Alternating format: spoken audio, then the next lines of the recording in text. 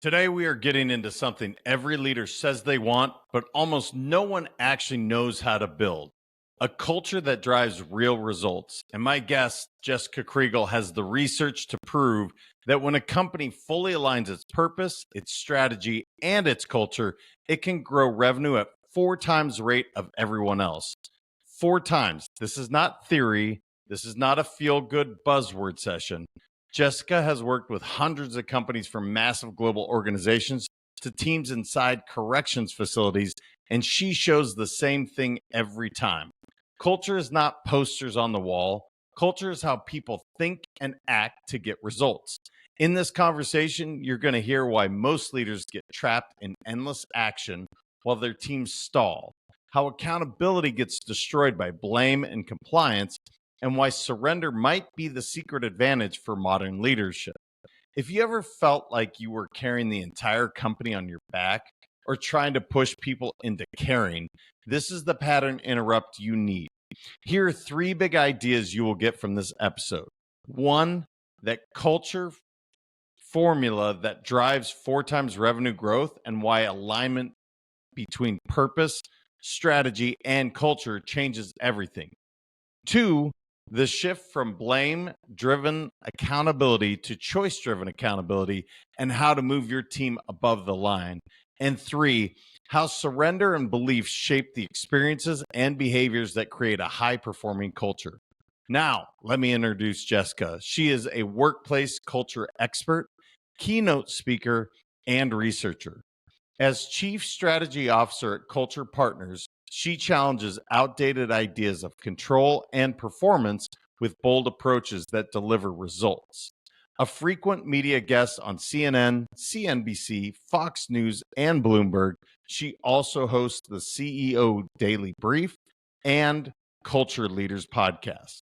Jessica holds an MBA, a doctorate in educational leadership, and is pursuing a Master of Divinity. Her first book, Unfairly Labeled, debunks generational stereotypes at work. Well, Jessica, it's so nice to have you on the show. And you are talking about, you live every day, one of my favorite subjects, and that is culture. I guess I'll start there and say, I hear people often that it's like, oh, it's such an overused word. It's become this like fad word. Yet I use it all the time. I think it's incredibly important. How important is it for companies, and is it truly overused, or are we not talking about it enough? It's certainly a problematic word because of the many ways it is used and the different agendas that it gets attached to and the definitions that people associate with it. I consider myself an evangelist of culture, so I try and advance my understanding of culture, which is the way that people think and act to get results.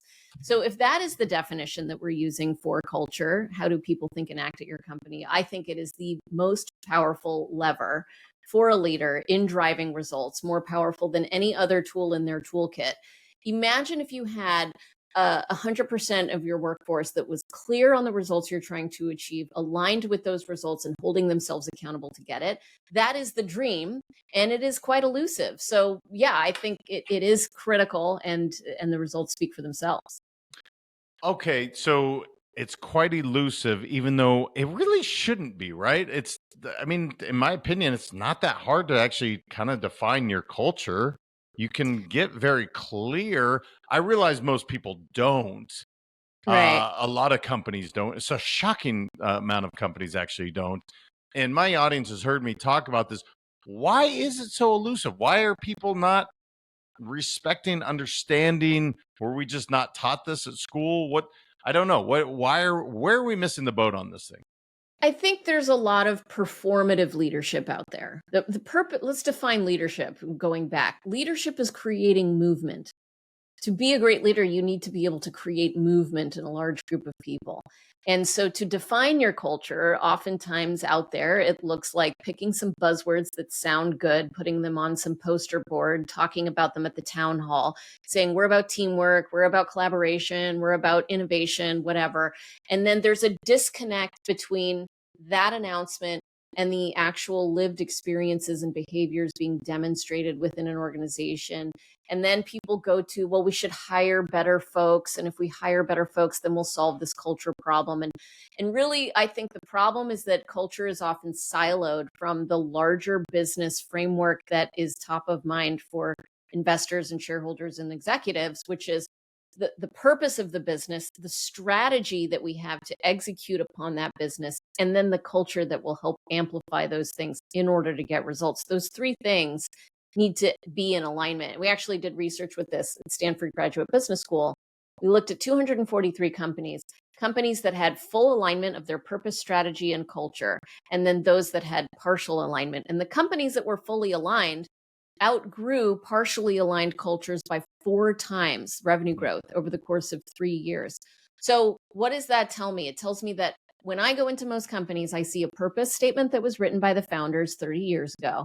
I see a strategy that was created by McKinsey or Bain or just done by the executives in a boardroom in Napa somewhere. And then I see culture that's been delegated to HR. And that's misalignment. And so if culture is how people think and act to get results, they better be thinking about the purpose and acting in accordance with the strategy. And that's the hard integration work that we have to help solve.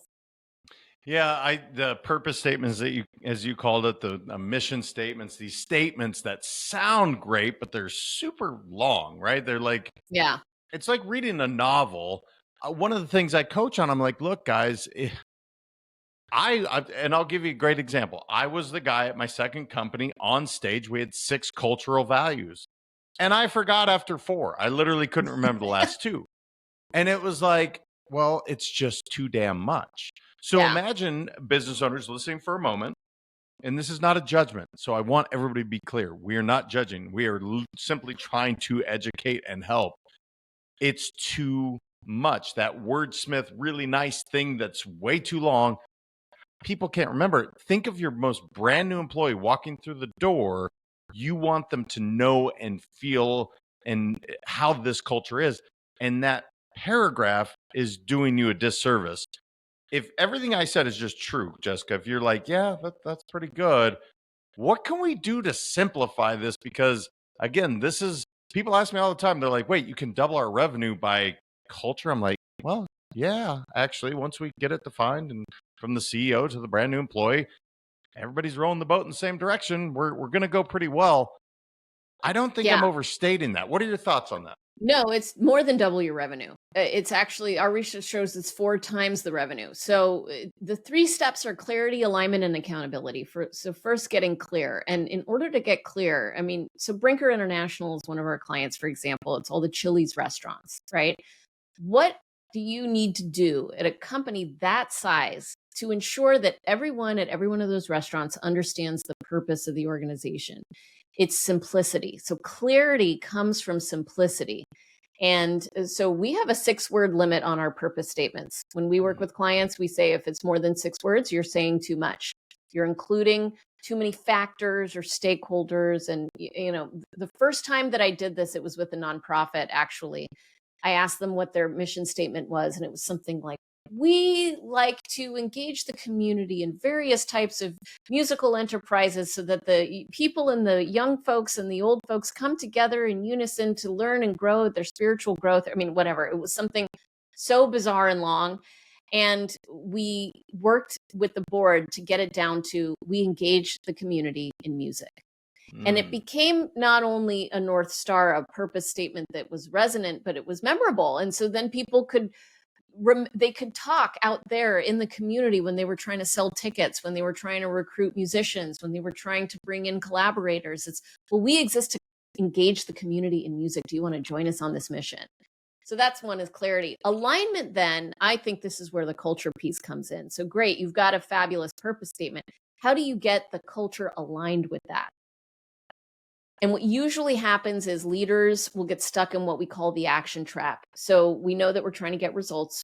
All results are the goal for leaders to create movement. It's to create movement towards a result. And then what people do is they think about, well, what action is required to get a result? And then they focus on actions. Do I need to do a training? Do I need to implement a program? Is it an initiative? Do I need a dashboard? Do we need more meetings? Do I need to hire someone who's an expert in it? And that action, we call it the action trap, because it's the endless cycle of activity that feels like progress, but doesn't really move the needle and unleash your potential.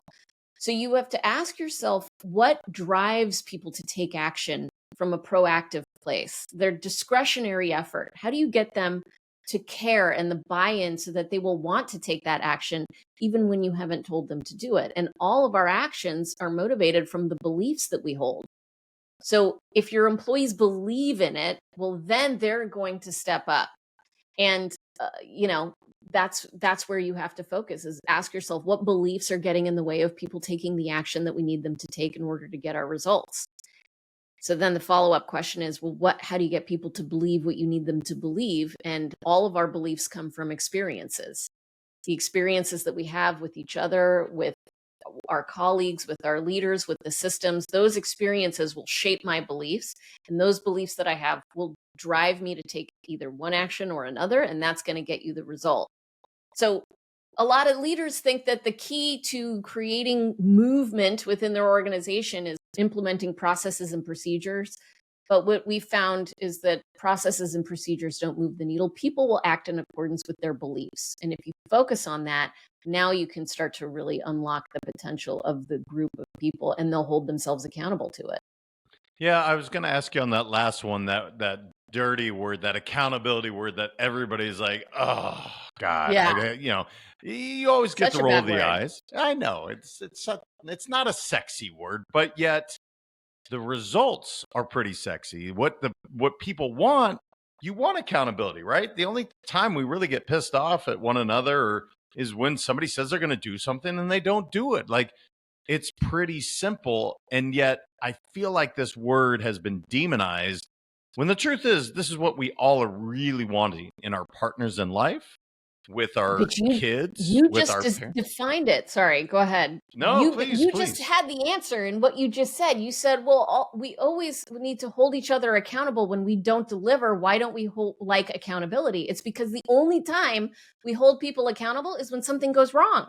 Mm. So if I'm in the workplace and something goes wrong, do I want to be associated with that or not? We shirk from accountability because we're all trying to look good and be good and get promoted, right? And also, managers don't like to hold people accountable oftentimes, because then you're the quote bad guy because something has gone wrong and you got to hold them accountable. So the way that we drive accountability is by redefining accountability. Instead of it being who's responsible or at fault here, we define accountability as a personal choice. It's a choice to take the steps necessary to drive key results. And when, for example, if I'm your boss, I can make you responsible for something. Okay, you're now going to be responsible for this project that we're going to implement. And you were on vacation when I made that decision. You didn't even get informed yet, but you are now responsible for the project. I can make that happen for you as your leader. What I can't make happen is for you to hold yourself accountable to it. Accountability is something that has to be taken by the employee. And when we illuminate people to that reality, then they realize it is a personal choice. It's a choice to take the steps necessary to drive key results. And what a lot of times, what happens when something goes wrong at work is we play the blame game, and we talk about who's at fault here. It's not my fault. It was marketing's fault because they didn't create enough leads, or it's sales fault because they didn't follow up on the leads, or it's operations fault because they didn't update Salesforce, and everyone's got a finger pointed in another direction. And accountability is, stop blaming everyone else. What choice can I make to take the next step to drive key results? And if I focus there, then accountability becomes a good word. It becomes an empowering word. And it's the opposite of accountability the way we know it today. So it's a language shift. And a simple tool that we use that your listeners will probably enjoy is, we talk about, you're either above the line or below the line. Below the line is the blame game. It's the victim mentality. Above the line is, what is the choice I'm going to make to take the steps necessary to drive key results? So when you're in a meeting, let's say you're in a meeting with a bunch of executives, something has gone wrong and people are playing the blame game, you can just ask the question, if they're familiar with that language, I wonder if we're below the line right now. What would it look like to go above the line? And I would say, in the research we've done, somewhere between 50 to 75% of companies, no, 50 to 75% of time within companies is spent below the line. But if we shift that number to go above the line more often, you become way more productive. Well, and I think this is the part where companies listening, okay, let's get some clarity. Now let's get alignment and buy-in. The part of the accountability where I think it does become fun, or at least the teams I was a part of that I absolutely, when I look back and I'm like, yeah, we were kicking ass. We encouraged each other. I call it EPR, encourage, praise, and recognize. When you're Mm. above the line, whether Jessica screwed up or JM did, who cares? But I'm saying, you know what? Great job on showing accountability. Great job for screwing it up. I don't care. I'm recognizing you to say, hey, I see that you're putting in the effort. You are not, as you said, one of my favorite words, shirking. I don't know why that word just tickles my fancy. Anyway, you're not shirking responsibility. And all I have to say is, you know what, Jessica, I see you. I appreciate what you're doing. And guess what? Now we're starting to reinforce some positive accountability where it's like, okay, this feels good. My work does matter. I want to be seen and heard. Have you guys done much studies on that? Because I'm hearing you say studies after studies, which I love. What are you showing with some of that recognition, or I like EPR, but recognition? What are you showing with your studies with positive workplace cultures?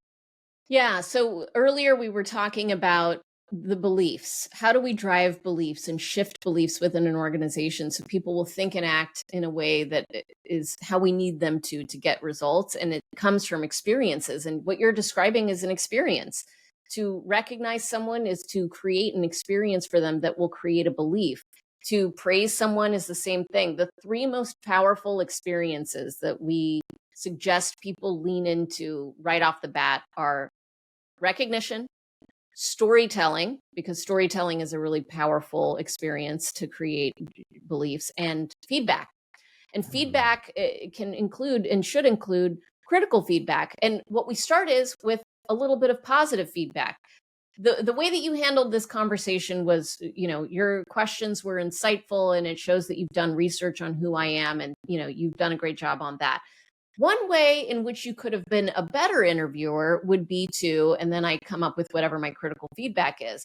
What I've done there is I've given them praise, but then I've also offered them insight into how they could have been even better. Rather than, the problem with that was blah, blah, blah negativity. It was great, and it could have been even better the following way. So it's still positive in nature, even though technically you're offering critical feedback, but it uplifts someone and it creates the belief that I can get better. They believe I can get better. I'm going to try and get better.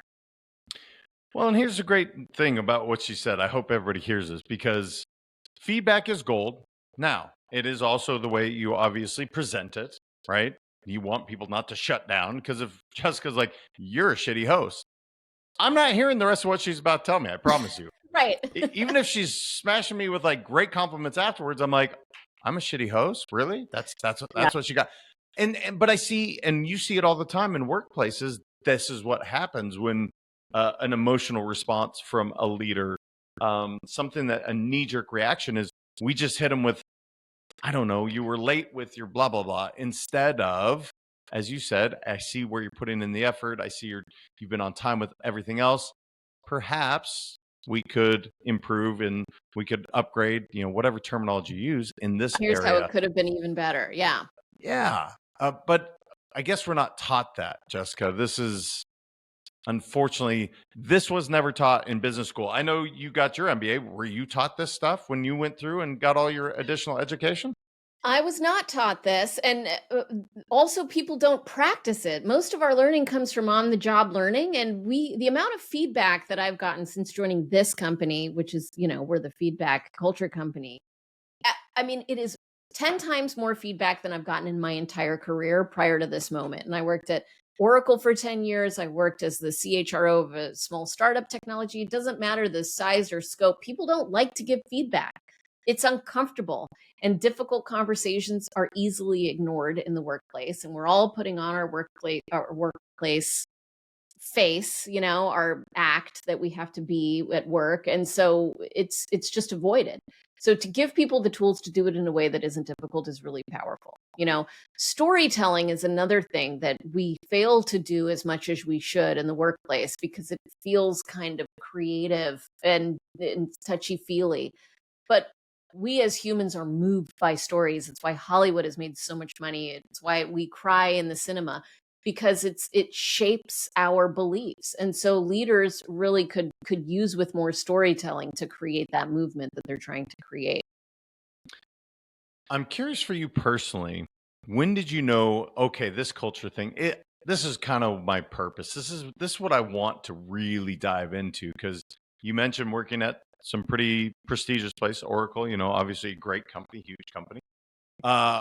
Why and when were you like, yep, I want to absolutely dive into this? What was the draw for you? Because again, it's become pretty much my life's work when it comes to working with companies. But again, Yeah. I'm trying to think of the moment. I know mine. I'm curious what yours was, where you're like, oh shit, this is Well, why I I'll need tell to you go into mine this. if you tell me yours. I'll tell you Is mine. that Yeah. fair? Yes, Okay. of So course. mine was when I was getting my doctoral degree in educational leadership and management with a specialization in human resources development. And I was doing my dissertation thesis. And I wanted to be a hotshot consultant. That was my motivation at the time. I was in my 20s, and I saw this idea of the career that I wanted. And at the time, everyone was obsessed with what's going on with these millennials.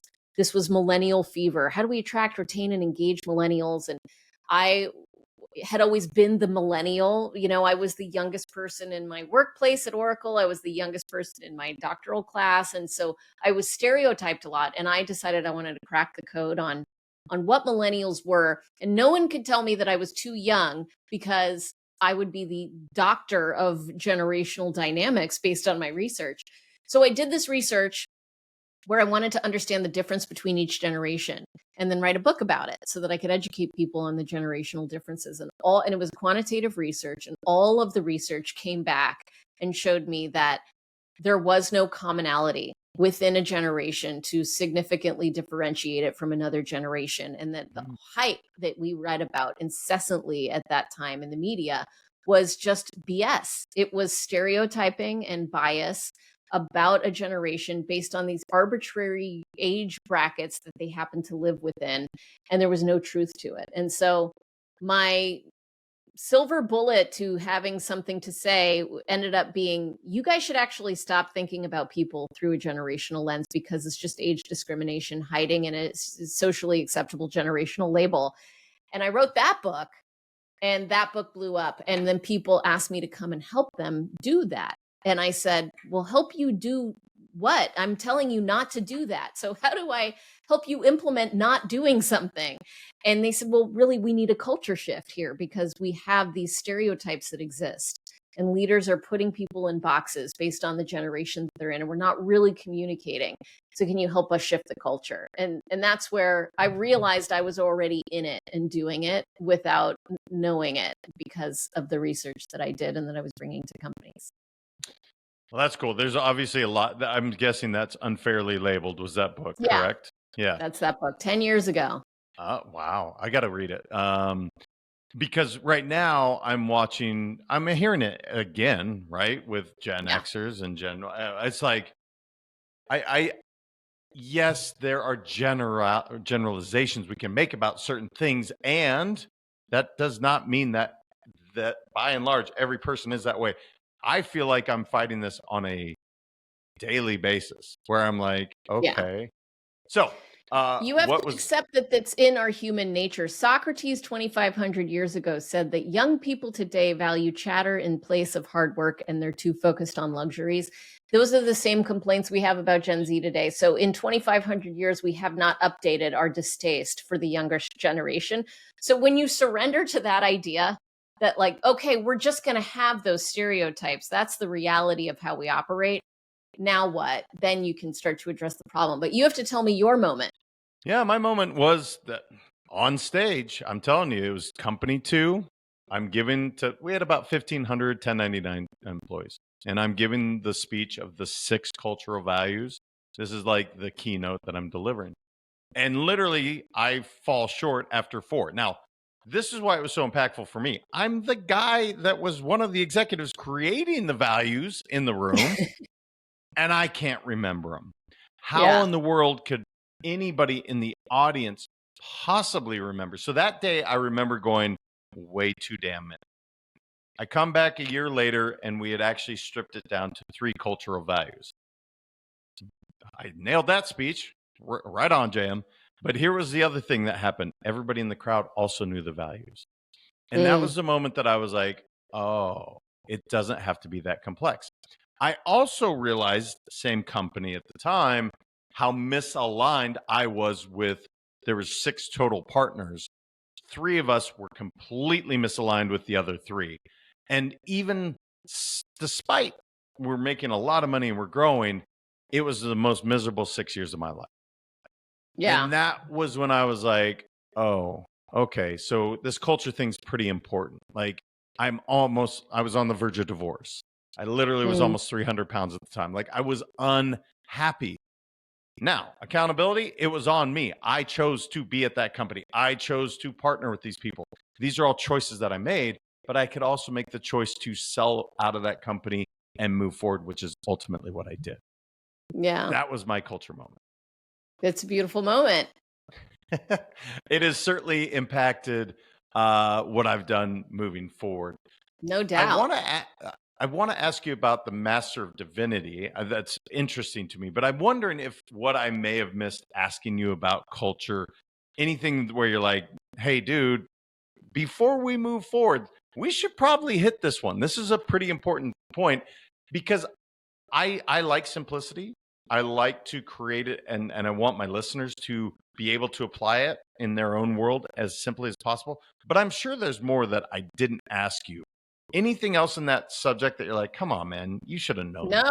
No, at a high level, I think we got all the greatest hits. Nice. Well done.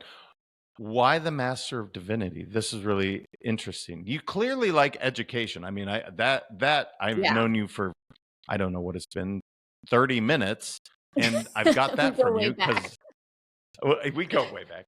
I love, Yeah. some of your vocabulary is fantastic, which is awesome. But I'm like, all right, Master of Divinity, where'd that come from? Where did that come from? Well, this is, I guess, related to the culture story because I lived a life very focused on me for the first 35 years of my life. I was very driven by, I alluded to this earlier when I said I just wanted to be a powerful consultant. I mean, I was driven by being successful, making money, creating fame, and being well known and getting that external validation because I was missing something, which is that the place in my heart that is filled with something, a higher purpose. I didn't have that. And so I was actually, as my life progressed, one of my coping mechanisms was to drink a lot of booze.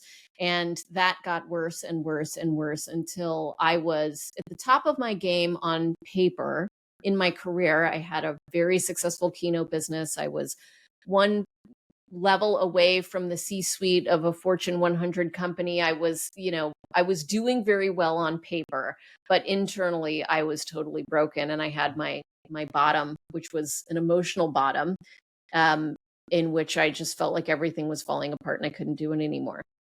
I had, in that moment, my marriage did fall apart. I had a spiritual experience that I could tell you the story if you want to hear it, but it takes a minute to tell. But that spiritual experience, the long and short of it is I went from being a lifelong atheist to a sudden believer in a higher power. But because I was a lifelong atheist, I didn't know what the higher power was because I'd never been to church. And so leaning into my affinity for learning, I decided to go to school to learn about God. And that's why I went and got a master's in divinity. Every Sunday and sometimes Fridays and sometimes Saturdays, I would go to a different place of worship to understand different religions and denominations and understand how people got connected with a higher power. And so that became my moment of surrender that led to a completely different way of thinking about work too. Because suddenly it wasn't about how do I get more? and how do I become more, but rather how can I serve more and give more? Because when you believe in God, which I do now, you realize that you're not supposed to be all of a taker. You're supposed to be a giver. And it didn't come naturally to me because I had spent my entire life taking. And so to then serve in the workplace is a culture question, and it is a leadership question. And so the world started to intertwine. I almost quit my job. I almost decided to just become an end of life doula, which I do. I'm a volunteer end of life doula. And I thought maybe I should just devote all of my time to that. But then I stopped myself because, as someone counseled me, you already have the ear of the CEOs of some of the biggest companies in the world. Why don't you use what you've learned to help them? And so that's what I'm doing. All right. Well, yes, I'm fascinated on hearing the story, but before I ask that, I'm just so curious because again, we're talking a massive cultural shift that you made personally, Yeah. because now it sounds like, I don't know, maybe you still have wine, or maybe you cut out booze completely. I don't know. That's a 5 years major sober. shift. How long? 5 years. Congratulations. Thank That you. is a major shift. And I'm only putting this out there because I know there's people listening right now that are probably dealing with what you had dealt with, where they were not being fulfilled. They were not Yeah. being rewarded. There was that empty space that they were filling with, name whatever, thing that you're excessive with, right? So Yeah. that's a massive cultural shift with friends and family, I'm guessing. And then going Yeah. I from an mean, atheist to believing in God, that's a pretty big one. There's some major shifts that happened in your life. yeah. And the biggest shift, if I had to narrow it down to one word, it was to surrender. I mean, that Mm. was what I did. I surrendered. I was in that action trap we talked about of trying to grasp and get and do and get, right? It's just continuously trying to do more action to get the result that I want. And when I came from a perspective of surrender, it allowed me to release the illusion of control, because that's the other thing, is that the idea that you actually can control people that work for you is completely diluted. It's not true. They have free will. They're opting in. There, a lot of the time, leaders think they have alignment, and what they really have is compliance, because people don't want to piss you off because you control their job security, their promotion opportunities, and so on. So to surrender control is to first stop fighting reality and to realize that you never actually had the control that you thought you did in the first place. And it takes a lot of the pressure off. Then you can start to think about, okay, if I can't tell people what to do, which a lot of leaders think they can. They think if I declare it, it will be so. And then they scratch their heads when they're not getting the results that they want. Well, what can I do? Well, you can focus on the experiences that you're creating for people that will shape the beliefs they have, that will allow them to opt into the action you want them to take. That is surrender. What we've been talking about is actually surrender, and acknowledging that people will come to where they want to be. If there's a compelling purpose, a clear strategy, they will align themselves with it and hold themselves accountable to it. And accountability as a leader, the irony is that so many leaders come to us and say, help my team become more accountable. They're not accountable enough. And we start by saying, well, in what ways are you being accountable? And they're like, I'm not the problem. They're the problem. Focus on them, which is below the line thinking, right? And so the only way that you can be accountable is to focus on the experiences I'm creating every day. When I show up to a meeting and I talk or don't talk, that's an experience. When I send a text, that's an experience. Every email is an experience. And when you make that personal choice to be intentional about the experiences you're creating, then you start to shape beliefs around you that you become the leader that they write about in the Harvard Business Review, the Southwest Airlines leader that wasn't just getting results, but was humble and kind and remembered your family's name, that you write home about because it's so rare in today's day and age. How long in this had to be extremely counterintuitive to this high performing, ass kicking, I'm going to say type A, I don't know if that's true Yeah. or not, but I'm just going to guess that, again, I know through sheer action, hard work, I am going to succeed. And I know I see the success. I mean, I'm looking at some of the accolades, which I'm sure came both pre and post the surrender experiment, not to steal from Michael Singer, but I'm Yeah. sure that that didn't just happen overnight, right? This is a big word, especially for those that my wife, I've said it 100 times, very type A.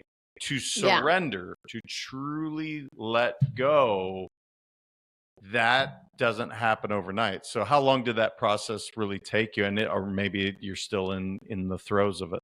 It's an ongoing, I don't think I'll ever stop. I have to return to surrender every day. It's a daily practice of because my go-to coping mechanism is to try to control things, right? When my daughter doesn't want to clean the room, I'm like, go clean your room. I said, clean your room. That's the control approach to getting her to clean the room, and it doesn't work. So when I create an experience, which is I'm going to go clean my room and I'm going to play music while I clean my room and I'm going to dance around and I'm going to invite her in and I'm going to swing her around and then we're having so much fun and I'm like, let's go do your room, right? Then that's an experience that shapes a belief about her wanting to clean her room.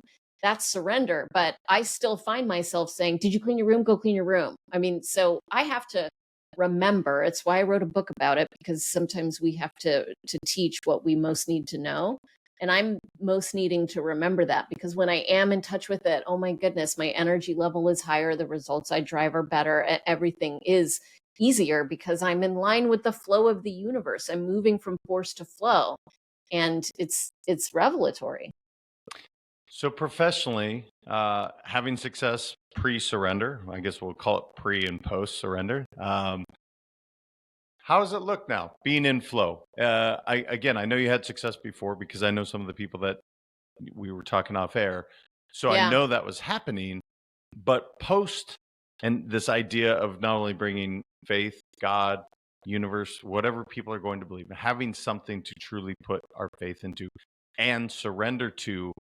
How has that looked? Because again, I think this is part of what, when I deal with some executives, so JM, I know I succeeded this way. And damn Yeah. it, I've lost a marriage. I'm about to lose another one. I realize I've had 2 heart attacks, but I've got success.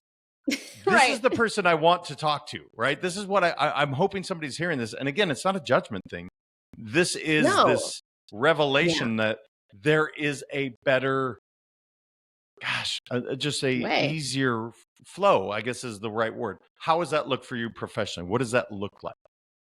Well, let's just start with results. From a personal income level, I'm more than tripled my personal income since my post surrender moment. And I believe part of the reason is because I stopped being attached to the outcome Mm. and I started focusing on giving. And so, how many networking calls have you had in the last 2 months where someone wants to talk to you?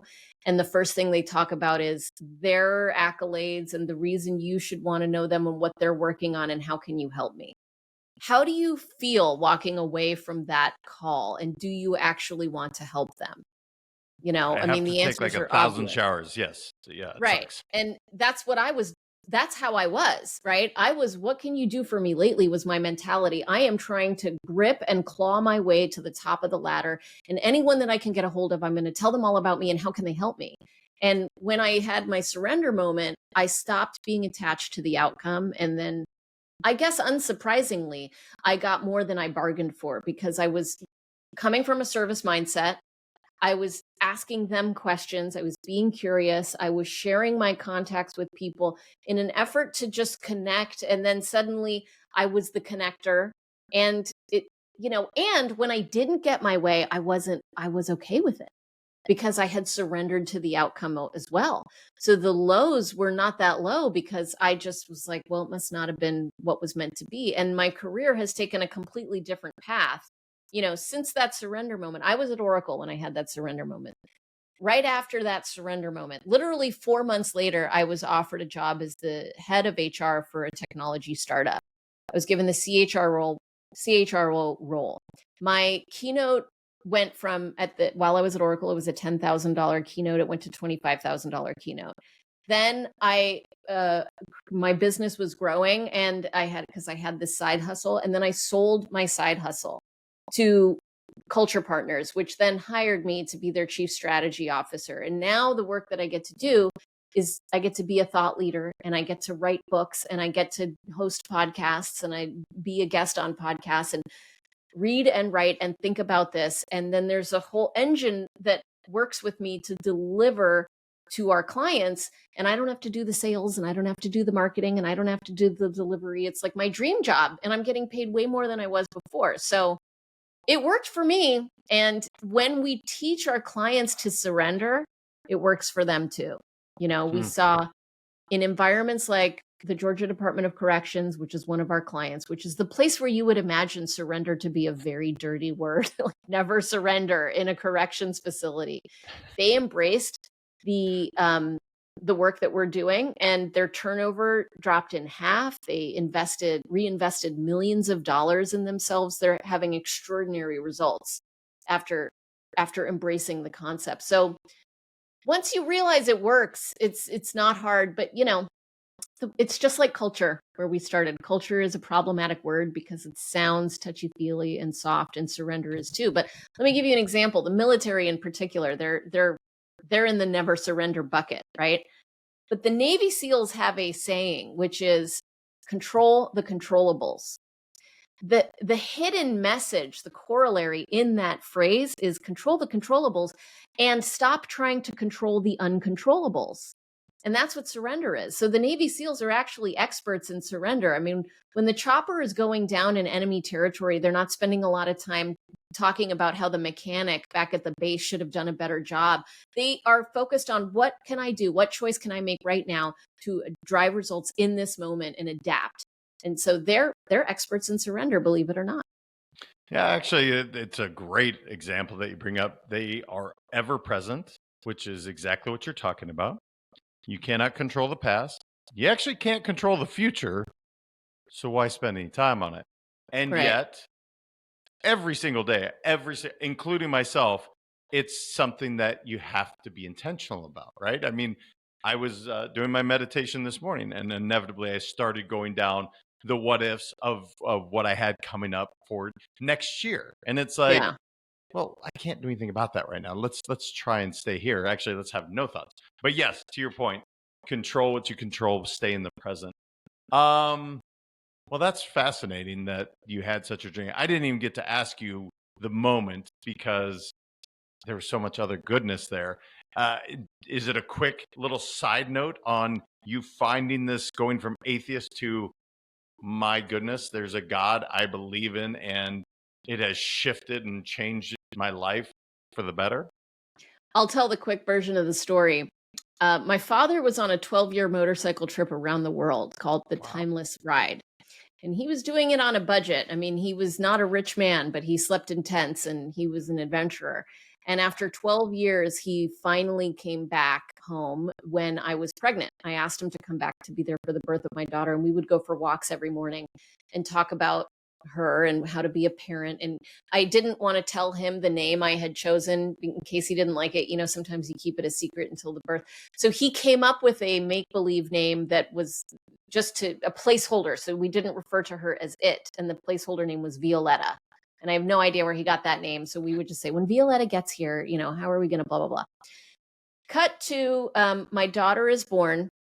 My dad goes back on his trip. He lands in Switzerland where he had left the bike and realizes that he now wants to be a family man and the trip is over. He comes right back 24 hours later and says, I'm done with my motorcycle trip. I'm going to be here. I want to be a family man again. I am so excited. And 2 days later, he died of a heart attack. Oh. And that really bumped up my alcoholism. So I started drinking to avoid the grief. I could not surrender to the grief, right? I was just like, I'm just going to avoid this. I'm going to do more. And so that spiraled out of control. Cut to a year later, my marriage is ending because I am just a train wreck. And the morning that we break up, I decide to go to the gym because I want to get the endorphins. I want to feel better, and my car won't start. So then I get on my bike to take the bike to the gym, and the bike has a flat. So I get on my husband's bike, and his bike seat is broken and I can't ride it. So I decide, okay, I guess I'm going to go for a walk. But I had not gone on a walk since my dad died, because that was the walk I went on with my dad every morning when we would talk about Violetta, and it was just too difficult. But finally I surrendered and I went on the walk. And I call my best friend and I say, my marriage is over. I don't know what's going on. And he says, what are you feeling? And I said, I just miss my dad. And he said, well, what would your dad say right now? And I said, he wouldn't say anything. He would do something to let me know that everything is going to be okay. And at that exact second, as I was saying those words, I looked down at the ground and there was brand new graffiti on the ground that I had never seen before that just said Violetta. No And that was it. way.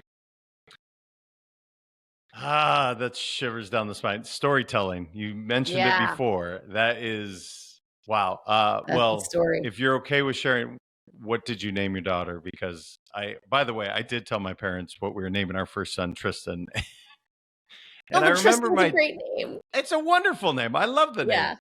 He was Yeah. not as impressed. And I remember it being that moment of like, well, that sucks, but we're still naming him Tristan. So should have kept cool, this Dad. a secret, because on day one, when they're like, "This is Tristan," they're not going to complain about the name, right? Of course. We ended up naming her Eleanor, not after Eleanor Roosevelt. We named her after Eleanor of Aquitaine, a female queen warrior.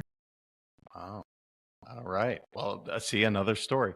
Yeah. This has flown by. We have a couple minutes. I'd love for people to know where to find you. I'm sure it's not hard with the work you've done, but where is the best place to find you? And anything else that I did not ask you, please just anything that's on your heart that you want to make sure to share, because you're fascinating. I look forward to future conversations, but you crushed today, and I want my audience to interact with you more. Well, thank you. I really appreciate it. Where I would love people to go right now, if they're interested in hearing more, is we have a book coming out January 27th, and it's called Surrender to Lead. So if you go to surrendertolead.com, you can pre-order the book. And we have a whole bunch of leadership resources, including workbooks and an assessment to see how much of a surrendered leader you are. So go to surrendertolead.com, or you can just follow me. I'm at jessicakriegel.com. And I have a newsletter on LinkedIn that comes out every Wednesday called This Week in Culture. If you just want to hear what insights are happening, I'm about to release my 2026 predictions. So that might be of interest to you. There it is. Thank you so much. Love it. Anything else that I should have asked you, Jessica? I mean, I could ask you lots of questions. You're fascinating. But anything else that you want to just your send off? No, but I have one for you, if that's okay. Please. What is your why? Wow. Okay, so my kids has always been my answer. It still is my personal why. That'll never go away.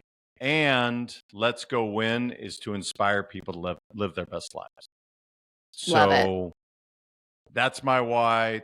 I started writing the first book, my audience knows this, for our two sons, Tristan and Trayton. And the woman I was working with said, "Damn, you're selfish if you don't publish this book." So that's when it became inspiring people to live their best life. Yeah. That's a beautiful story. I'm glad I asked. Well, thank you glad so you much did for too. having me today. It was a total pleasure. You're awesome. Thank you. All right, let's wrap this up. If Jessica made one thing clear today, it is this: culture is not a buzzword. Culture is the strongest lever a leader has. And when you align your purpose, your strategy, and the way your people think and act, you don't just get a boost, you get 4 times revenue growth. You heard how she reframes accountability as a personal choice, how she uses experiences to shape beliefs, and how surrender can unlock better leadership, better connection, and better results. If you take even one of those ideas and apply it this week, your team will feel it. If this conversation helped you, here is your action step. Share this episode with one leader who needs to build a healthier, stronger culture. Make sure you subscribe so you never miss a conversation like this. And if you got real value, leave a quick review. It helps more leaders find the show and build organizations that actually work. Tag me with your biggest takeaway. I want to hear how you are choosing to lead above the line this week. I appreciate all you guys, and we'll talk very soon.